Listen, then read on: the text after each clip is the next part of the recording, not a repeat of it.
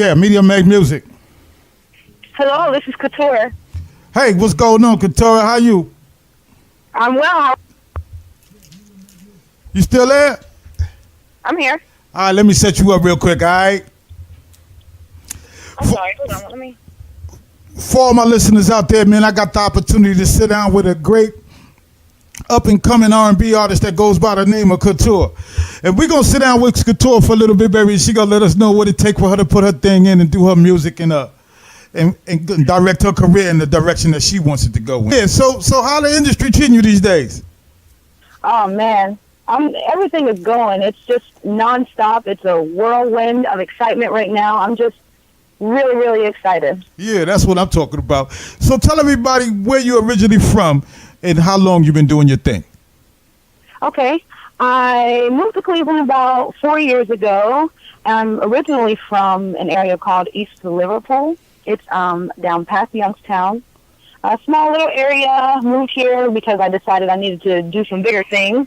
And as soon as I got here and landed, man, it took off. I started talking to pretty much everybody that I could within the music industry, and finally met the right people, and it's going. Yeah, that's what I'm talking about. So it sounds like, you know what I'm saying, you're pretty talented at what you do in order for you to kind of touch down and all of a sudden things go to popping for you. You know what I mean? Absolutely. Yeah, no question, baby. So at some point, sometime, there had to be somebody or something that influenced you to actually want to do music. You know what I'm saying? And everybody has that something or somebody that something happens in their life where they say, I want to do this, man. Not only do I want to do this, but I want to do this really well. So who was that, and what was that influence to you on your life that made you want to get in the music game? Absolutely. You know, that's a great question, because I didn't focus on music until I was in college, really. I mean, I was always singing, of course. I could sing when I could talk. But I didn't start focusing until college, and that was because I was always into sports. So my plan was to go to college for sports. I tore my ACL in high school, and it's a weird story because it was my sport coaches that actually referred me to maybe sing the national anthem at the games instead of playing in the game. So I said, okay, I'll try that.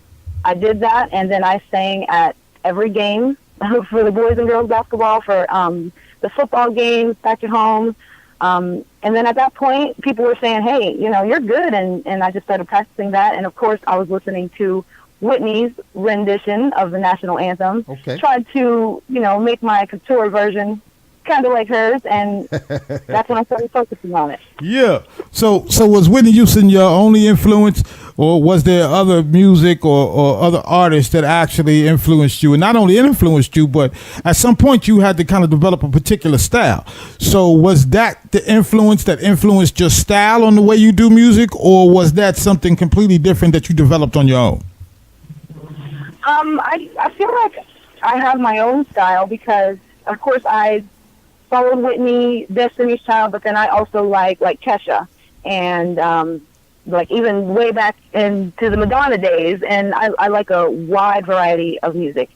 So I kind of pull from each style, and I used to call my style hip rock because it's not hip hop and it's not, you know, rap. Right. But yeah, it's kind of like a mesh of all the different styles, I think. Okay.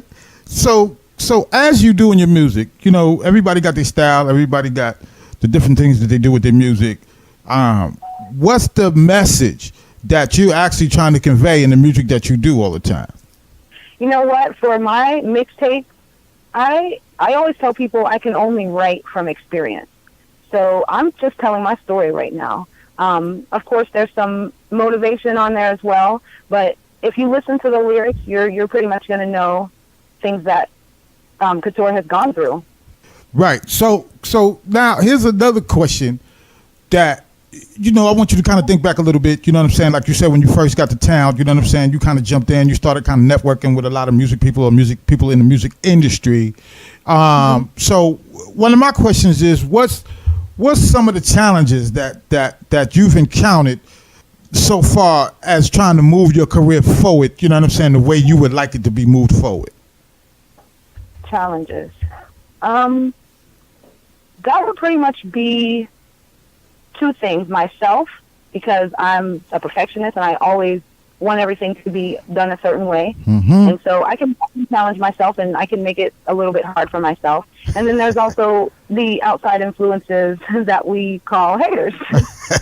So, they try to throw shade and throw a wrench in my game, but I had to just cut them off. Yeah, no question about that. I mean, as long as you stay focused and continue to do the things that you do that you know you best at, you dig what I'm saying?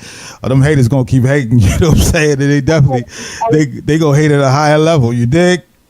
Right, there's some brand new ones coming out the woodwork, Hey, it's as we speak right now, there's some haters that signing up on the real hater bulletin board. You know what I'm saying? Hey, don't put that on me. You know what I'm saying? So with that being said, you know what I'm saying? You kind of touched upon it a little bit. You know what I mean, about your music career and about the things you're doing and that and the haters in the game and all of that. So for what you've seen up to this point and the things that you've done, what would be some advice that you would kind of give to some other artists that are out there in the industry, in the struggle, trying to make it, you know what I'm saying, or trying to push past some of the things that kind of get in the way of a lot of artists succeeding? What would be some of your advice to them right now, you know what I'm saying, for them to keep holding theirs down? Absolutely. Ignore it and stay on your game. That's it. Wow. Don't pay attention to what anybody else says. Wow, that's plain and simple. I mean, it don't get no simpler than that. You know what I'm saying? Stay on your grind and don't get knocked off your square. That's what I'm talking about. You dig? That's right. Once you figure that out, it's like nothing can really bother you anymore. Yeah. You just stay positive. No question. All right, let's get to the projects, baby. I mean, let's get to what you're doing right now, the new projects, who you with, you know what I'm saying, what brought the project to light, you know what I'm saying, the singles that you pushing, the people that you're doing it with. I mean, you tell me the story, let the people know, you know what I'm saying, what Kouture is putting in these days. Absolutely. Of course, I've always got my live performances going on. Every weekend I have a performance. Just tune into my Facebook or Instagram to get that info. I recently signed with Black Wealth Music Group, and Infrared Entertainment with Eric Magnus. Big shout out to him and a big thank you to him. Man, I've got songs coming up on the radio. I've got this interview tonight. I've got my 2 videos that are coming out. It's going to be for Week, and then one is for Show Me, for both singles that I'm going to be putting out on my my mixtape. Yeah, no doubt. And then I'm working on my album, which is going to be coming out in 2019, my debut Kouture album. Okay. I got a couple questions, you know what I'm saying? Because for all my listeners out there, y'all make sure y'all keep it locked in right here, baby, because we're going to bang them 2 songs that she talked about, man. We got that. But before we get to that, no question. But before we get to that, I want to know, and I'm sure your fans want to know, and the folks that's listening want to know, is what was the inspiration for the 2 tracks that you just did, Show Me, and the other track that you mentioned, you know what I'm saying? Give us a little insight on how that came about, you know what I'm saying? What was the inspiration about that? And then, those that was involved with you on making that all go down. I'm sorry, baby. I don't know what happened. You know what I'm saying? Must be got something to do with the storm or whatever. But let's keep this popping, though. You know what I'm saying? I mean, we had a little technical difficulty. But we gonna get this cracking, So back to what I was saying to you about being in the industry, you know what I'm saying, and the advice that you would give to the next artist, man, coming up behind you. Yes, stay on your grind.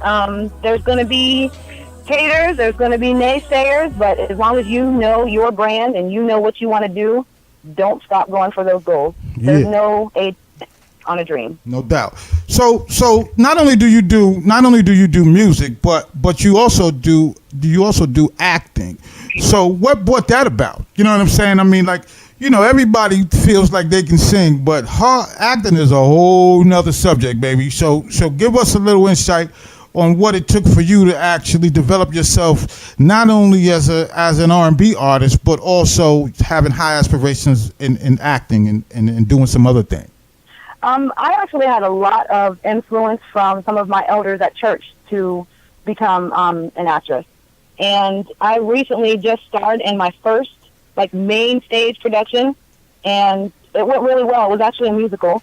So, of course, I got to do my thing up there on the stage, but I got influence from older church members, and they just kind of pushed me and said, hey, you would probably be good at this. And years ago, my family always told me that I would be a good actress because I am silly, and I put on different voices, and I like to make my family laugh, so I'm the center of attention all the time. They told me, get into acting because you're good. So I said, okay. Yeah. I'll try it. Yeah. I love it. Yeah. So when you say acting, what type of acting are you doing? Are you doing some serious acting? Are you playing serious characters? Are you playing comedic characters? I mean, what exactly acting are you doing? You know what I mean? Like, what's your aspiration and where you want to actually take that also? Okay. I actually did. It was a drama. I played the wife of an ex-drug dealer who kind of got into church and changed his life around.